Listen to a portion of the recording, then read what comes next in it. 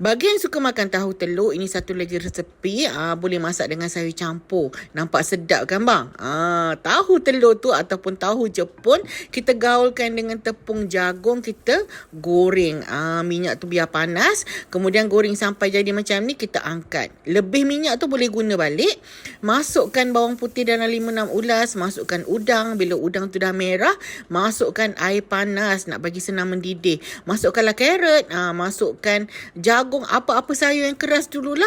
Kak Ayah masukkan brokoli lepas tu. Lepas tu kacang pis. Dah lembut-lembut yang lain tu, masukkan capsicum merah. Lepas tu taburkanlah garam, sebut lada sulah, sos tiram 1 sudu besar. Nak rasa berkrim lagi, kita masukkan 2 biji telur. Lepas tu kita gaul-gaul macam tu.